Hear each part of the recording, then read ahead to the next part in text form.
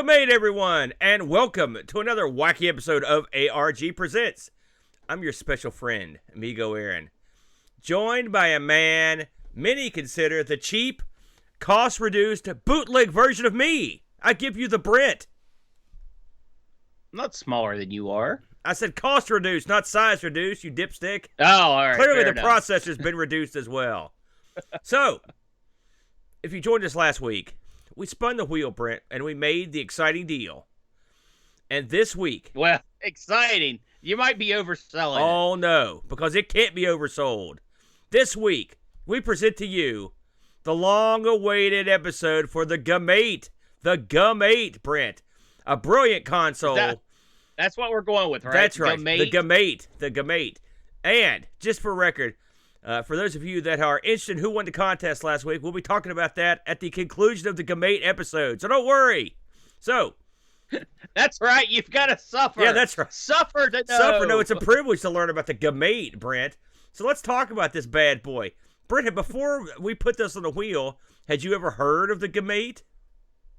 No. Of course not. And who has? And you put it on the wheel, why? If you're in an English-speaking country, who has heard of this? You'd be surprised. You'd be surprised.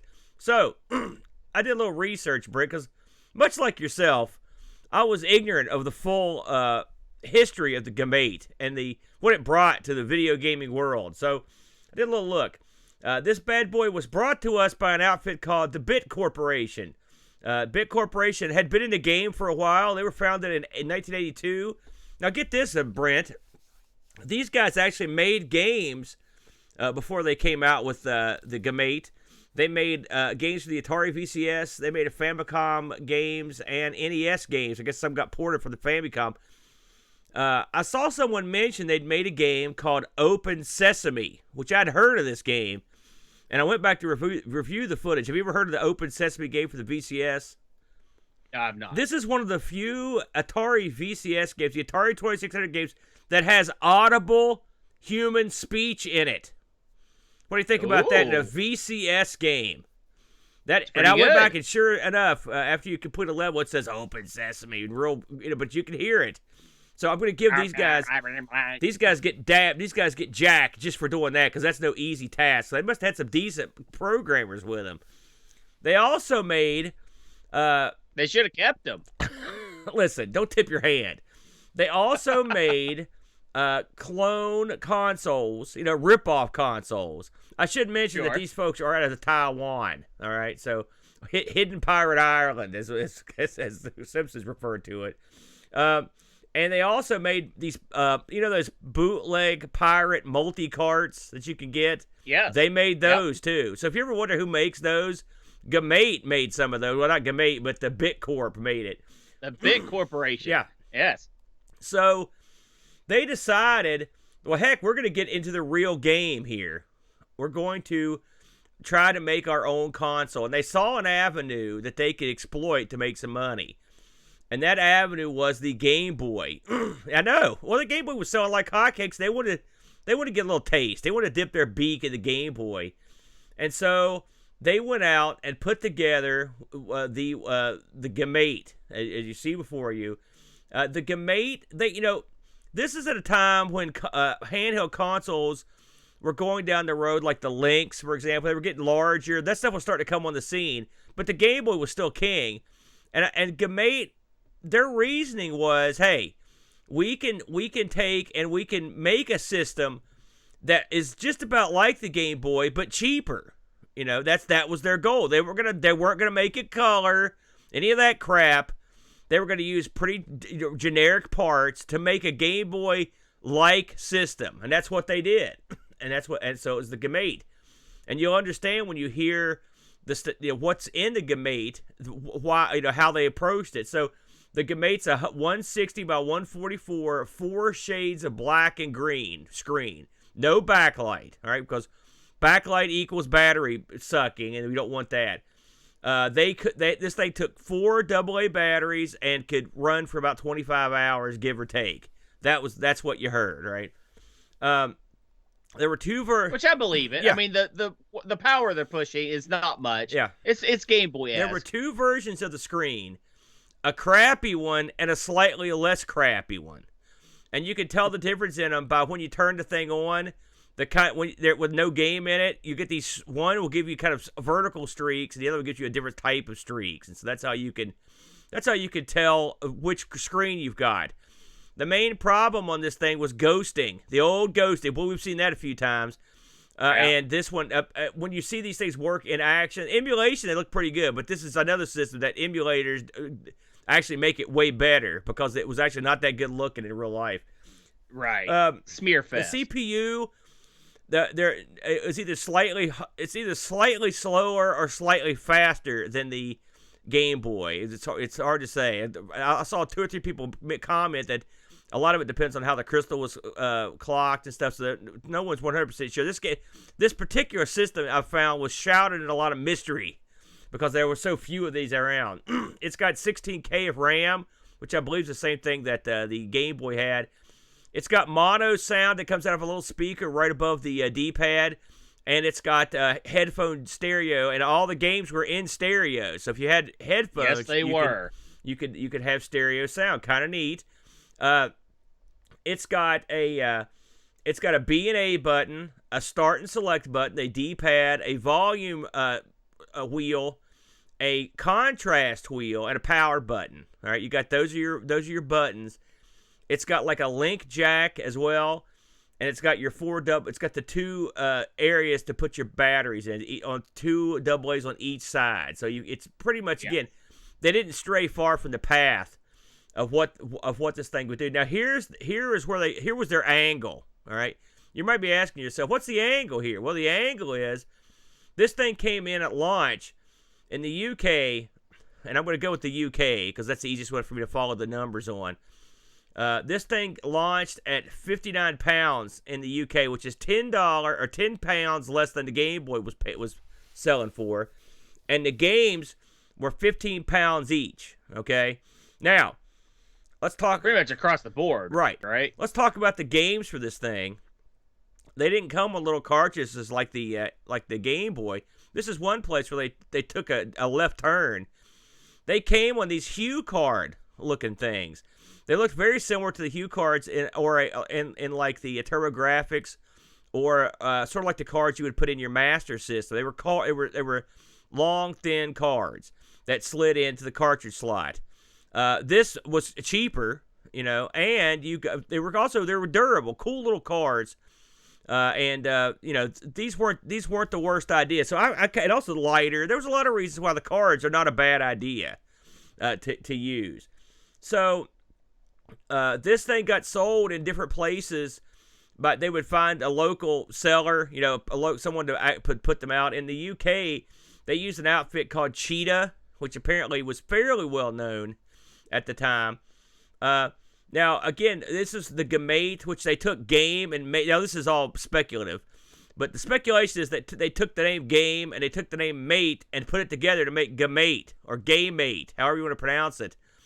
This name didn't get over in the UK because it just didn't. We'll just leave it there. But it was not a popular game. Now when we put this on the wheel, it's had another name, which was the Super Child Prodigy, a much cooler name. A much cooler game. That was the name of this thing in Japan. Okay, so in Japan, or not? Excuse me, that's wrong. In China, this did not get released in Japan. There's no way they were going to release in Japan because of the Game Boy. That would have been stupid. So they didn't release this thing in it. So this thing launched, like I said, 90. So it didn't do good. And when I say it didn't do good, it didn't do goods at all. This thing sold far, far less than the Watara Supervision we talked about a while back, and sold in numbers that may be smaller than the Mega Duck. Now, this thing did not sell well, And part of the reason was, why would you buy something even for 10 pounds when you could just get the Game Boy? I mean, that was one of the flaws in their reasoning was that, and the Game Boy dropped in price too, and so you're not going to want to. I mean, you're going to have Ultra games, and whether they had Ultra games or not is left to be seen. Poor old BitCorp, they went away in 1992. They went bankrupt. with their chip, one of their chip providers was called UMC. They took over the production of the GAMATE and kept making it until '94. So you had another couple years of GAMATE. Hey, they keep the ball rolling, man. And they said, and that's a lot of the better games came out then. So a sort of a sad end. I don't know how much the GAMATE played in their demise, but I'm sure it played more than a little bit. Demise. This thing did have a link cable to have 2-player games. I couldn't sit here and tell you how many games supported that because I don't know. Information on this stuff is really thin, as we'll get into in a moment. Yeah. It's speculated that they have somewhere around 75 to 80 games, but there is no official count. I've got an unofficial count here at 72, with a long list of games. As I look over these games, you've got a lot of stuff that's just like baseball, basketball, beach volleyball, stuff like that. Dinosaur Park, enhanced bricks. There's a lot of clones of games that you would normally expect to see, like Tetris and Breakout, stuff like that. Then they've also got plenty of these like generic shooting games. I don't know how many games you went over, but I played probably 10 to 12 games before I settled on what I was going to play. And for the most part, I thought the games weren't very good, to be completely honest with you. Some looked okay. Some even played sort of okay, and some were pretty competent rip-offs of like Tetris, for example, or something like Breakout. But I didn't want to play something like that for the show. I tried to get a little more original than it, and I know you did too. But yeah, the titles that I played, they weren't. It's not like this game. It was a real sad day when it went out because all these great games that went away. I didn't see a whole lot of great game action to be had. From pretty much everything I played, it was a subtle, sometimes glaring rip off of something else. Like, did you play the game that I cannot recall the title of it right now? It was a obvious rip off of Teenage Mutant Ninja Turtles. No, where you played as 3 characters. And your weapons were sword, spear, and double club. Now, sword, pretty self-explanatory. Your guy has a sword. Spear, for some reason, your guy has size. And what do you think double club is? No idea. Nunchucks. You'd think they'd get the name right for that. That is a surprise. Yeah. I did play... Double club. I played some real low end, like a Phoenix ripoff. I played a game that was. I almost picked a game like a Pitfall ripoff. In fact, I think Pitfall was even in the title somewhere. It was but I mean, they weren't that good. I felt I was pretty happy when I ended up picking because I did go through quite a few of these. It's an interesting system to explore, and if you know where to look, someone has put together a real nice front end. Believe it or not, and you can actually play these games. There's about 50 supported games in there. So I went through and just ran through a bunch of them. So, yeah, good stuff. And a wacky system. Again, I haven't seen videos of these things being played for real. Emulation does this over justice in that the screen is clear, there's no ghosting, and the sound is much better because the sound on this, one of the downfalls of the game, well, there were many, but one of them was the fact that the speaker in this was just real bad speaker. In these, it's funny, the Game Boy, you gotta say what you will about it. I mean, the sound was good in it, and the sound for the GAMATE isn't crap. It's just that speaker is just hideous. Yeah, you have to go headphones. They put no money into the speaker.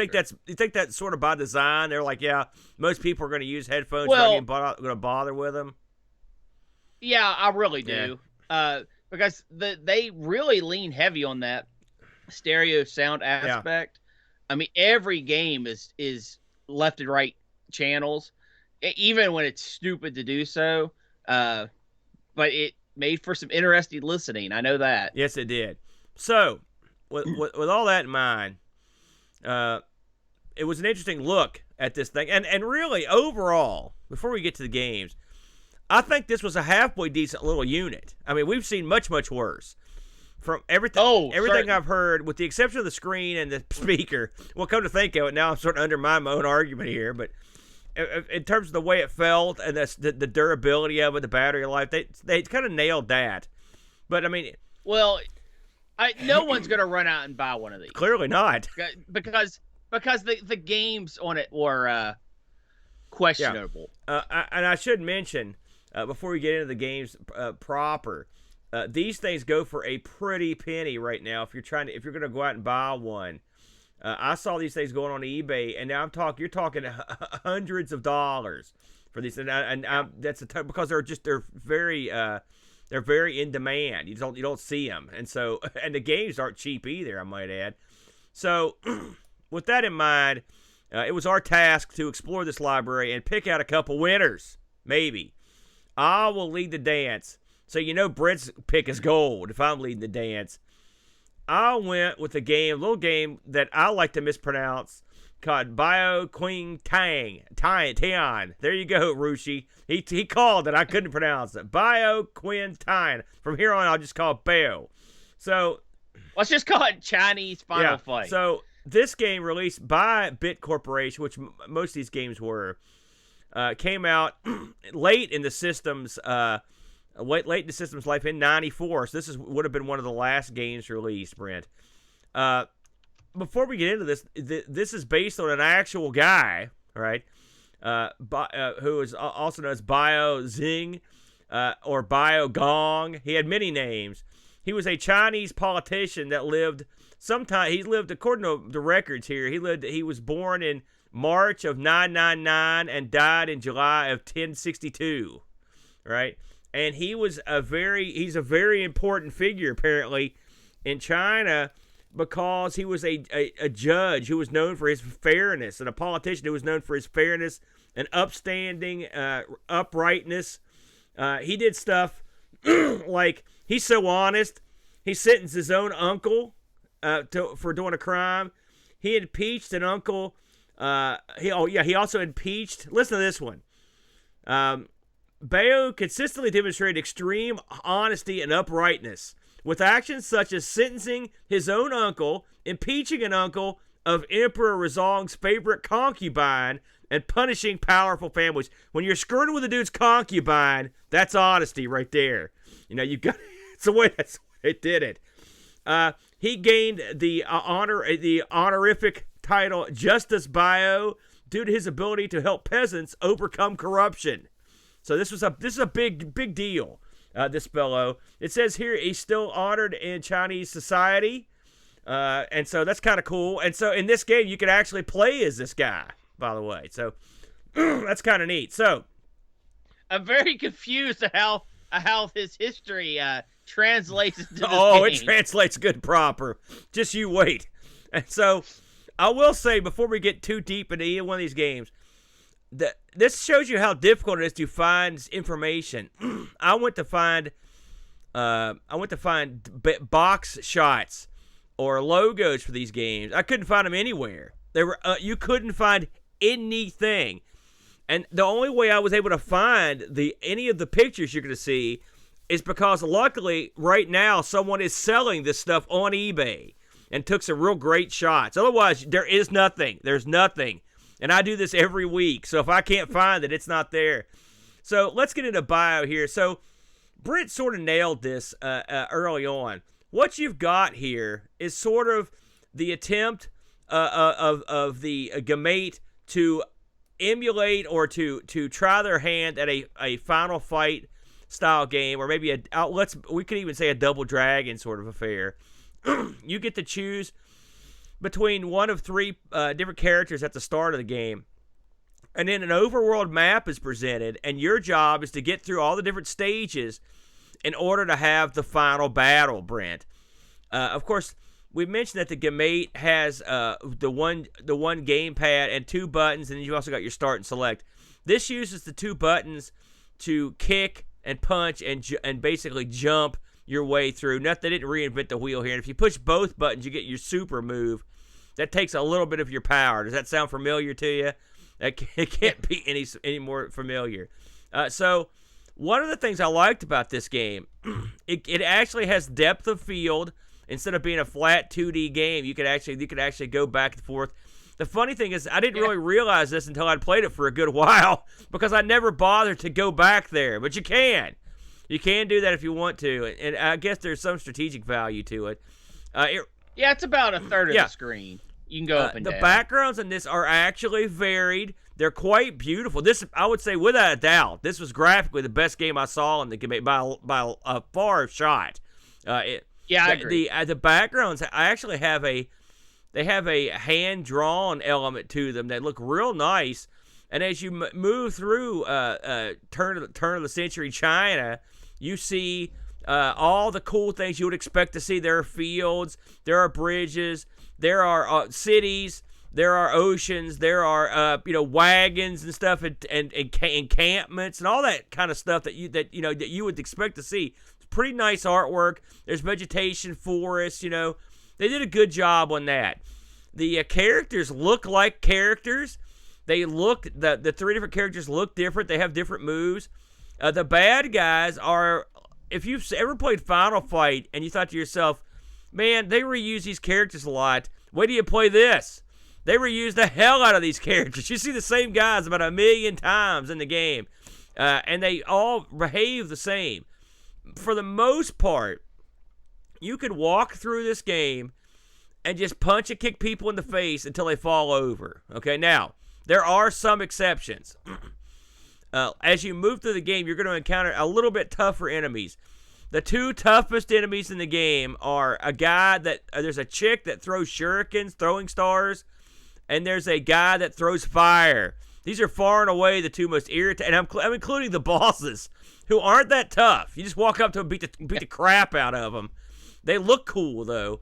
So as you go through this, you just fight these guys over and over. There would usually be 2 on a screen. I don't think there was ever 3. I think it was always 2. No, two max. And as you dispatch these guys, the screen will kind of move on to the next scene, just like a Final Fight. And when you move to the next scene, another couple guys will come out and you beat the crap out of them. The guys, the key to this game, and by the way, if you're watching this at home, that's my footage right there you're seeing. The key to this game is to actually position your character on one side and the 2 other guys on the other. As long as you don't let them surround you, you're golden. You can just beat the crap out of them, but because they will just sit there and take it. Occasionally, you will come across a breakable barrel, and in the barrel, I think every time is food. I don't recall ever being anything else in there. Some of the bad guys will have weapons, knives, or I think there's a guy that carries like a stick, a club, yeah. You don't get to use those. That you don't. I guess your person does not pick up that stuff. This game, I rocketed through this sucker, Brent. I only had to use 1 continue to beat the whole game. Now I did play on the easy difficulty, but can I say that I enjoyed this? Let me put it this way: after playing the other games, I enjoyed this because this was, of the games I played, this was by far the best one I tried. I thought this was quite a good game. Your chick or your character, aside from having the kick and the punch, they also can perform a throw. But the distance you need to perform the throw was never quite solid to me for any character.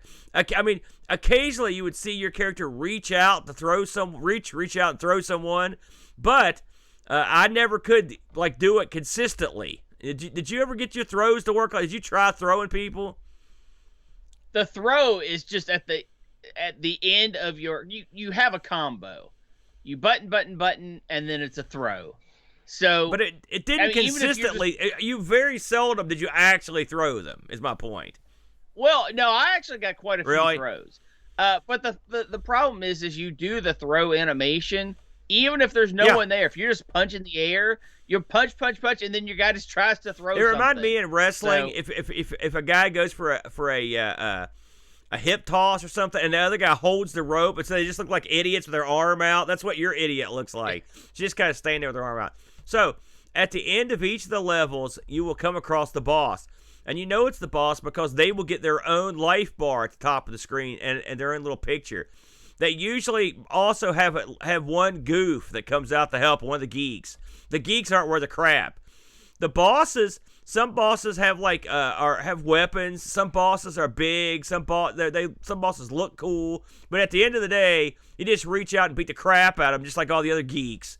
I went through these bosses like quicker than a hiccup. I didn't have any trouble with any of them.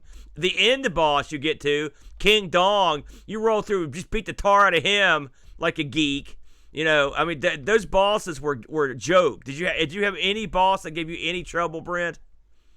No, but I couldn't stomach playing through. Oh, I knew. Oh, listen, I knew it. I knew I was better than you at this. And once again, it's been proven. I am the master of Bao Qing Tian, whatever it's called. I wish I could pronounce the thing I'm a master of, but still. But yeah, once you roll through the game, you get this game has little cutscenes in it. I don't know what they're saying in the cutscenes because this is all in Chinese, big time in Chinese. I could understand the word "go." That's all I can see. There's opening and closing cutscenes, and they're pretty elaborate and they're hand drawn. They look nice, but I don't know what's going on, so I don't have any idea. I can't clue you in on what the story was on this thing, but it provided. I don't know what it provided a half hour of entertainment, I guess, to me. I think I'd play it again. I did switch to the judge and try him. He's the first guy on the list, the big guy. He's a lot like playing like he does Hagar stuff. He doesn't do the spinning pile driver. Flying clothesline, spinning fist. Yeah, that's right. He does the same stuff Hagar does, but I liked the girl. I thought she was pretty nimble. Hagar's a lot slower than the girl, but the characters do play different. You got to give them that. The fact that it's got selectable characters and it looks good. If they could have nailed the gameplay here, they would have had something. It does play a little bit. It reminds me. It's funny. It looks more like a final. It looks more like it plays more like a Double Dragon. I guess what I'm saying. It's what it reminded me a little bit more of in terms of the actual fighting, but it doesn't play that good. I mean, Double Dragon, that's sort of an insult, I guess, really, isn't it, Brent? Now think about it. Did you have trouble with the throwing star / fire guys as well? No, I didn't have. The only problem I had was staying away. Oh, please. What did you? Go ahead and give us your assessment, and also try to pronounce the name at least once. This game is just button mash. That's all it is. The key to a good Final Fight, beat 'em up game is interesting characters and variety. And this game lacks both. The bosses that the cannon fodder that you fight is just endless. You beat up a guy, you beat up another guy, the same guy rolls in. It doesn't matter what stage you're on, it doesn't matter who you're playing. All your attacks are just kick, button, throw, button. You can do jumping attacks. It's all just, there's never more than 2 characters on the screen. So there's really not even an opportunity to be overwhelmed. It's just a matter of getting them both on one side and then hitting the button a lot. Is the game graphically pleasing? Yeah. I think there's a lot there. There is. Sound? No, not really. The music was tolerable, but it wasn't. Yeah, it wasn't offensive. But the gameplay, and the bad guys have so much health. I mean, it takes 4 or 5 or 6 combos to get them to stay down, and you have 30 to 50 guys per stage. Oh, you don't have that many. That's not even close to that many. Okay. It's 10. It feels like you have 30 to 50 guys each stage. It's not that bad. Because all you do is just you walk up to them and you hit your buttons. That's the part that feels like Double Dragon to me, where the guys are pretty tough. So, but you basically just wail on them for a while. I mean, that part. If you want to feel real tough, this is the game for you. It makes you feel like a real big man. Yeah, which is perfect for the level-headed judge. Hey, listen, this judge takes the law to his own hands. Like beating a man. Hey, I like that. I think the game has. I think there was a missed opportunity, but I still think I think it's enjoyable to run through at least once. I don't think it's enjoyable. Listen, you're too tough on this game. I mean, I'm sorry. No. The game has all the elements of a good game except for the game, and I would rather have bad elements and interesting gameplay than everything else be okay, and then the gameplay stinks. Because the gameplay on this is just repetitive. I thought it was okay. You'll notice if you're watching the video version of this that you'll see that we have the box and the manual, and that's one of the cards for the system right there. And then you've got beside it, this thing came with some stickers apparently, which I think that's charming that it came with a little sticker thing. I would love to know the backstory of this, but again, I could not find anyone that had given this a review of any sort. You forget about that. I will say I did look this up on eBay. I had to get the pictures, and so it worked out great. Well, we did get Discord reviews on this. Yeah, we'll run through this, but the eBay price for this thing, complete in box, the guy's asking $300. So that right there tells you it's a rare and beautiful title, Brent. Worthy of your No, it doesn't. Worthy of your attention. Come on, you're killing this thing. I'm surprised you. I thought you'd like it more than you did. I'll be honest with you.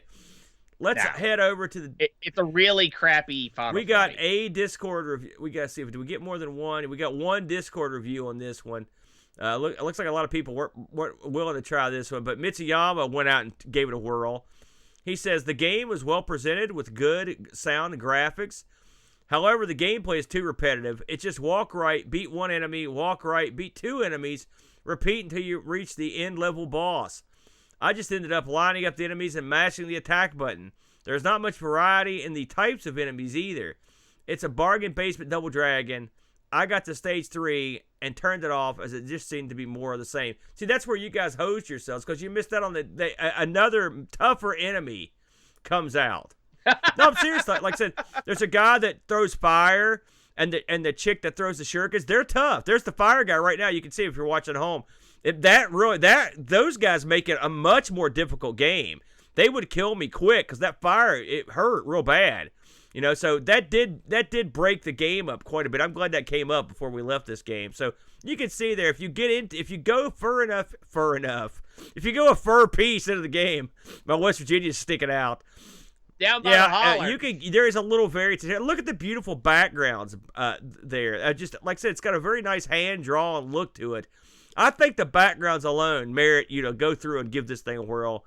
I give Bao Qing Tian for the GAMATE my highest GameMate review score ever. 10 out of 10 from good old A. Brent, what did you bring to the table that was so awesome and that you have to share it with us now? What do you got? I went a completely different direction and picked a game that didn't stink. I picked Punk Boy. Yeah. And when you say Punk Boy, the first thing that comes to your head is a Mickey Mouse looking guy with Bart Simpson hair. That's Punk Boy. Now, we can't properly review Punk Boy until we learn its beautiful story. So let me give you Punk Boy's beautiful story. One bright, beautiful morning, when Billy and Chiclet were outside playing in the yard, a horrific witch swooped from the cloud in the sky and carried poor Chiclet off. Mercy! Poor Chick! Billy chased after them with all his strength. He ran and yelled and screamed, but to no avail. Billy must overcome rotting zombies, the giant vampire bat, frickin' Frankenstein, and dirty old Dracula if he's ever going to see his best friend Chiclet again. Now, with that motivation, you sit down and you load up Punk Boy and you're like, I'm going to get Chiclet back, baby. And you start playing one of the worst platformers of all time. I was waiting for that shoe Actually, to drop. Because, please continue. I'm going to hear this. Punk Boy is a disaster of control. And stage design. The graphics themselves, the pixel art is pretty okay. Punk Boy is well animated, and his abilities are, once you figure out what you're doing, they're kind of fun. Unfortunately, stage design and hit detection and the fact that you do not get iframes, even though your character is blinking like he gets iframes, is very detrimental to the game. Uh, a lot of people you see in the videos and you see when you play, sometimes you'll jump on an enemy and you'll bounce off of them Mario style, right? And then a lot of the times you won't. The secret is you have to press the jump button once to jump and then press it again to activate your butt stomping action. If you don't do that, you'll never jump on an enemy. That actually took me a long time to It's figure out. not the easiest maneuver, because, that's for sure. No, well, once you know the mechanics, it's not horrible, but it's easy to overlook the mechanic because it doesn't really make sense. Punk Boy's other ability is you can get, I think they're supposed to be apples, and once you pick up an apple icon, you can throw apples at the enemies, which gives you a ranged attack. Pretty much all the enemies outside the bosses are one-hit things. Where Punk Boy really fails is it has a lot of situations where you have to get hit, or it's incredibly difficult to not get hit. So you are constantly taking damage you don't feel like you should have to take. And when a game puts you in that kind of situation, it's unfortunate because it makes the game look worse than it really is. The bosses on this, how far did you get in this, Aaron? Did you get off level 1? I did not get far. I saw the boss for the first level, but I didn't get past him. You did see the boss. Okay, well, that's actually pretty impressive. It's not like I played this for 5 minutes. It's like, it took me forever to get to the end of the first level. That's how hard. It was so hard. Yeah. Well, to be fair, I only made it to the end of stage 2. The game has secret passages. It has bosses, like we were saying, and the bosses are big, nice sprites. Like I said, the game visually is appealing. The stages are incredibly varied for the 2 I saw. You start out in kind of a forest environment, and then you have like these rolling hills type environment. It's unfortunate there is no background to the game. You just run on your blocks, and then the background's all one color. And I think they pretty much had to do that because anything would get lost if it had a background. The boss at the end of stage 1 takes too many hits. If you don't have an apple, you're absolutely screwed because the boss just jumps around the screen, and you can jump on its head to do damage, but the hit detection's so bad, you almost always end up taking hits as you're bouncing off of her, no matter what you do. If you have apples, you can kind of soften her up. Eventually, she's going to hit you and kill you. You do have life in this game. You can get up to 5 power, which is just health, which does make it a little bit easier, but enemies will drain 2, 3, 4 health at a time sometimes by just being in proximity. And the absolute worst feeling is when you're fighting the boss and you die.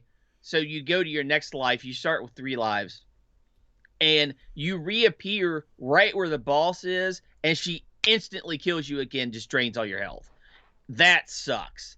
And that's the kind of crap that should not happen in a game like this.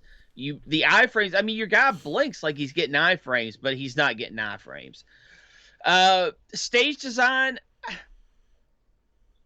enemy placement's crap. The jumping is wonky. You have to do your second button press, and he kicks his feet up to do the little butt drop.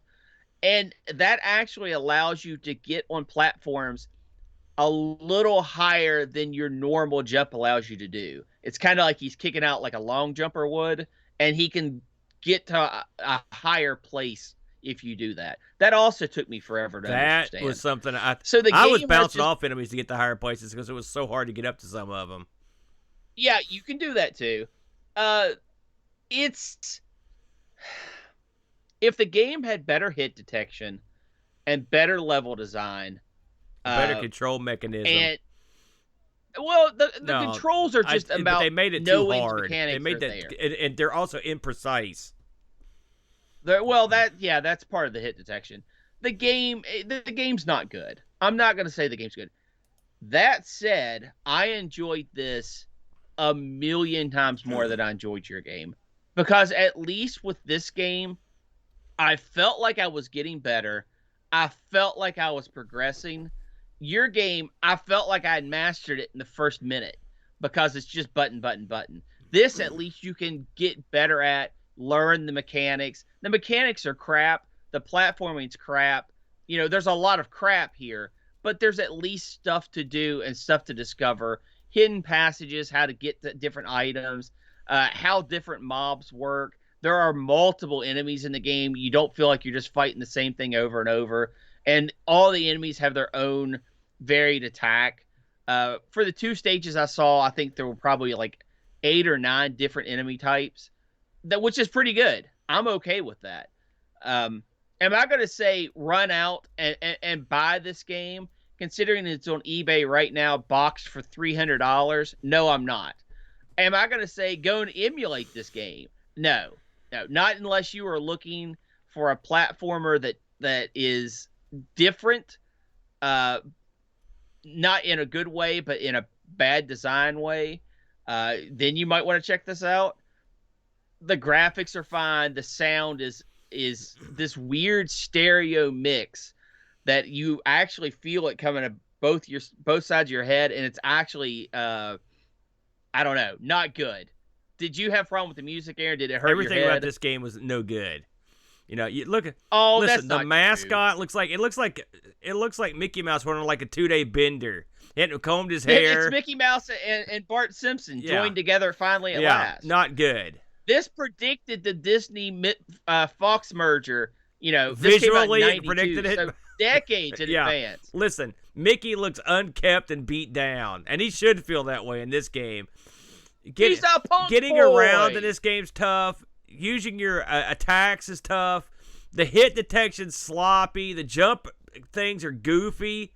This is a dud. Big old dud. Fail. Is there a good game trapped in here? Perhaps. I mean, they might have something here, but what they decided to do with this was just a dud. Everything about it. Like you said, there are places where you're screwed. I mean, who wants to play a game where you're screwed? The first level is incredibly hard. The first level. They couldn't give you one stinking level. You know? No, too hard. I know you said my game's too easy, but the difficulty does ramp up towards the end. God only knows if the difficulty on this ramped up, who knows what you would do. That first boss, my God, 4 million hit points. You're right. Even if you think you're doing the right thing, you're not. You're still getting hit. You can't tell if you're doing the right thing. You can't tell what's going to happen. This game was a big old dud. I sat around forever just trying to get anywhere in this game. I didn't like the sound. I didn't like the look of it. There is one. Oh, I think the graphics are. They're fine. Okay, but they're not great. That's for darn sure. The one saving grace in this game, though, that you didn't mention it. This game does have a pickup in it. That is the GAMATE seal of approval. I do approve that. If you look at some of the GAMATE games, there's this sort of like Nintendo had the seal. In fact, if you're watching the visual version, you can see the little seal on the screen. The GAMATE seal of approval is a pickup in this. I do approve of that. I did get a hearty laugh out of that. But no, this was El Dud O Reno. I'm not going to pay you for this one, Brent. No, it wasn't good, but it was still better. No, it was not better. It was more. It was not better. It wasn't playable. Unplayable. Not as attractive. Oh no! Like graphically, this is the mechanics. The mechanics were unfair, and the hit detection was lousy, but it wasn't unplayable. Listen, I told myself that I wasn't going to get into a throwdown fight with you over the GAMATE. All right, and I'm not going to, because these games don't merit fighting over. Okay, but mine looks better, and eventually it plays better. You just didn't get far enough to where it was a little more interesting.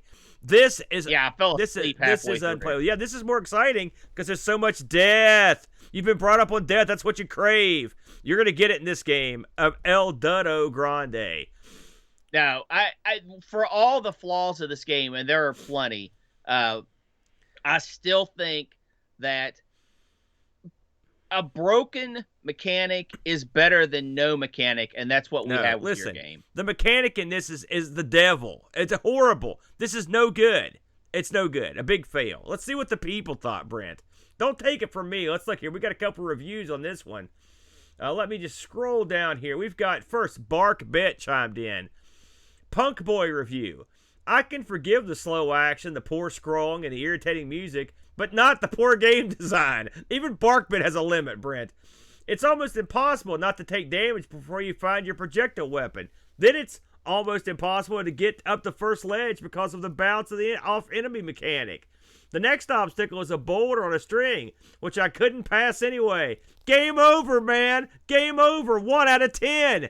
The dud. Now listen, surely Mitsuyama will have liked it. Punk Boy review. The sound and graphics are quite good for a system of this type, although there was some flickering when multiple characters were on screen. Oh, yeah. Does the main character remind anyone else of Mickey Mouse but without the ears? However, the gameplay sucks. That's his words, not mine.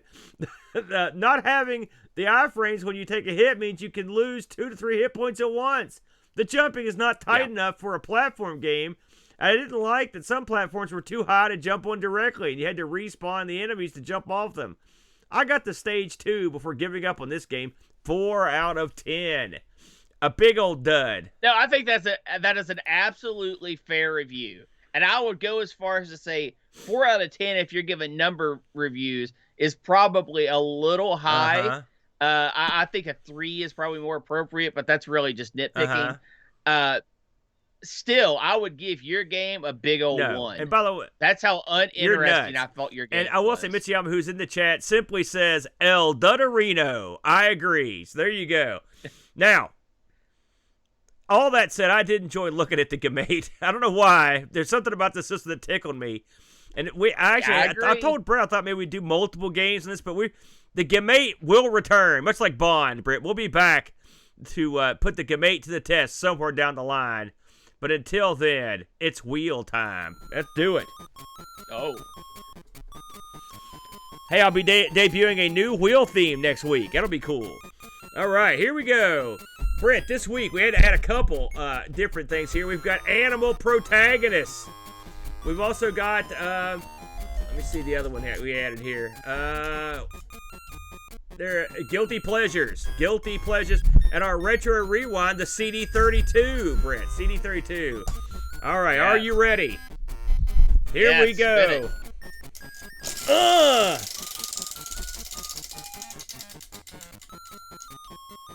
And the winner is... Oh, man. You know, there's a funny story behind this winner. Let me zoom out of this. We did it. I asked the Amigos yesterday, and someone asked, which system would you send to a desert island that should never return to be spoken about? And the system that I said is what we just spun. I swear to you, as God is my witness, I'm going to pay for that remark when we review games made for the American, Timex Sinclair 1000. One of the all-time biggest duds in the history of American computing. We will be taking a look, and keep in mind, Brent, these are games exclusively made for the Timex Sinclair 1000, not anything from the ZX Spectrum. That's the rules of the game. Were there 2 games we can review? Oh, yeah, they made games for it. This is going to go down hard. I can tell you that right now. Oh, come on, Frodo. Are you kidding me? So, now, with all that said, Brent, you engineered another one of your contests last week. Why don't you set this up before I run down these bad boys? To get onto the wheel of prizes, we asked our audience to throw some slogans at us to see what tickled fancy, something that really caught the essence of the show, so to say. And we picked out 2 of our favorites. Aaron, do you want to tell them what you picked first? Sure. I've got to go back. Go ahead. You tell them what you picked first. I'll go down and find mine because I'm going to find who actually sent it in. I picked Thomas the Tank Mouse with his ARG slogan, ARG Presents, America's #1 Tank Ton Einstein podcast. Very good. For our one episode that put us over the top. They sent us flying to #1. The Tang Tung Einstein. It's quite a Tatung. system to behold. Tatung. No, it's not. It's Tang Oh Tung. my God. Good Lord. Well, listen, I went with one sent in by Jigglebox, and it simply states, and I think this is apropos, especially today. It says, let me find where it went here. Oh, here it is. ARG Presents. The whole is less than the sum of its parts. I think that's appropriate. Yeah. We've got a ton of these. I'm going to read through them real quick because they're all funny. So I'm just going to read through these and I'll tell you who said them. We've got ARG Presents. Well, I don't know what that one means. We'll skip that one. Your retro gaming loot crate. Retro gaming rediscovered. A fresh take on the out of date. I like that. Gaming relived. Yeah, those were from Jason. Jigglebox sent in about 600. Our R number is more than one, and we're keen to keep it that way. What's our R number mean, Brent? Do we know what that means? We couldn't think of two better presenters, unfortunately. That's a little brutal. The antidote to your lockdown blues, also available as a suppository. They're so sexy that old ladies literally can't control their vehicles when passing by. I guess that's for you, Brent, since that lady hit your back. You couldn't get two nicer fellas at 10 a.m. Eastern Standard Time talking about retro gaming with a wheel-spinning gimmick? That's... There is no safe word, unfortunately. One of them is being held against his will, and the other is really a lizard. These are all gold, by the way. If you thought season 1 was long, just wait till you see season 2. Like a pair of comfy old boots. Not jump the shark yet, but a couple close calls. The stuffed crust of your favorite retro gaming pizza. If ARG had been on Betamax, then Betamax would have won. If you've got a 3.5-inch floppy, then ARG is for you. The Cagney and Lacey of retro gaming investigators. I like that one. If it was an operating system, it would be Argos. Click and collect retro gaming. Covering everything from Amiga to Atari. That's a real one. How'd that one get in there? ARG presents quite a gimmick. ARG presents a wheelie good fun. ARG presents why not take a spin with us? Then there's the very definition of curate's egg. I don't know what that means. Put us in your bucket list before it's too late. We've got a million of these things. Those were all sent from Jigglebox. ARG presents we play it so you don't have to. I don't like this one, Bark Bit. Watch two old men argue from a safe distance. That's Bark Bit. Take off, Bark Bit. That was my number 2, by the way. Here's one from Hermsky. The Amiga Retro Gamers of West Virginia, both full of charming charisma, playing everything retro, unable to let go, who bicker like foes on the Amiga. There you go. There's almost like a haiku or something there. See here, Decon writes, on the good ship ARC presents Landing on the Wheels contents what Aaron and Brett play on consoles and games from yesterday. That's nice. These people are way more talented than we are. Paul J sent in ARG presents the magical school bus of retro games. I hated the magic school bus, but my kid likes it. Old B Sturgeon writes in ARG presents we spun the wheel, we made the internet's down and no one can see this. Thanks, Suddenlink. That's come on, Sturgeon. Hermsky also came in with ARG The Lost Boys. I don't know if I can call you a boy. Cedric Frostbisher, ARG Where Heroes Play. That's right. Daz, ARG presents two Daredevils, a Wheel of Fire, and more broken than Evil Knievel. More brokes, more like it. Rob O'Hara, ARG presents 2 reviews, 1 wheel, 0 regrets. That's a good one, too. Except we have lots of regrets. Yeah, especially after that last game with the Bart Simpson Mickey Mouse. Gareth Gudger, that's a good name right there. ARG presents Wheel of Mortality. Turn, turn, turn. Teach us the lessons we must learn. So there you go. A lot of good. We got a lot of interest in that one. I was surprised the amount of jack that they generated. So can you say who the winners were again? We've got Jigglebox and Thomas the Tank Mouse. There you go. For the selected slogans. Now, for our final 2 spots, you can enter through any previous means. Anything. Comment on the YouTube. Comment on Twitter. Send us an email. Send us a suggestion. Write us a slogan. Follow the ARG Presents channel. everything that was previously done. People in Twitch chat for next week, review the games, all of it. You have the possibility of being the final 2 spots on the wheel. And so pretty much any interaction with the show, you've got a chance to be randomly selected. So these are for the last 2 spots? Is that what you're saying here? So we've got, how many do we have so far that are in the box? I don't suppose you can read off the names that are already qualified, can you? I can. Oh, okay. We've got Frontier Gibberish, Olaf Hope, Lambsta, Frodo NL, Z9K9, Jason Warrens, Mitsuyama, Roushi, Thomas the Tank Mouse, and Gigglebox. All right, there you go. So we've got 2 spots remaining, and then I guess we'll spin the wheel, in 2 weeks to determine the big winners? Well, we'll have to, I'll have to get the pieces made, whatnot, and we'll determine that at a later Very good. date. So the end is nigh. This is the 11th hour. To jump in here, I will also accept hilarious drawings of Brent if you want to do that. I would like to see some of those too. And we want to thank everyone that sent in. My God, we got so many of these. I think we got them all down. I'm going to just read everybody's names that sent stuff in here. Zord Glove, thank you very much. Jason, thank you very much. Jugglebox sent in 1 million. Bark Bit, thank you for sending one in.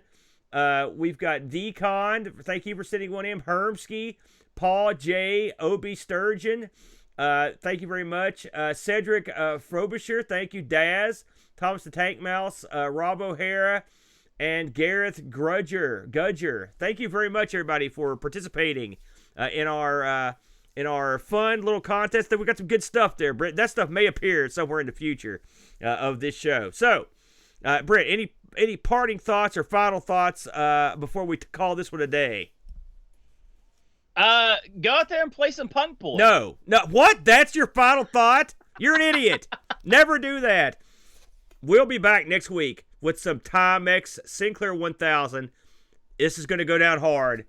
Until then, we bid you guys a fond adieu. Thanks for joining us today. We really hope you enjoyed the show. Hello to our YouTube subscribers and our Twitch followers. A special thank you to Duncan Styles for our vector graphics and Bartbit for an amazing closing theme. Want to help keep ARG spinning for as little as $1 a month? You can do so at our new Patreon at patreon.com/ARG Presents. Just like these fine folks.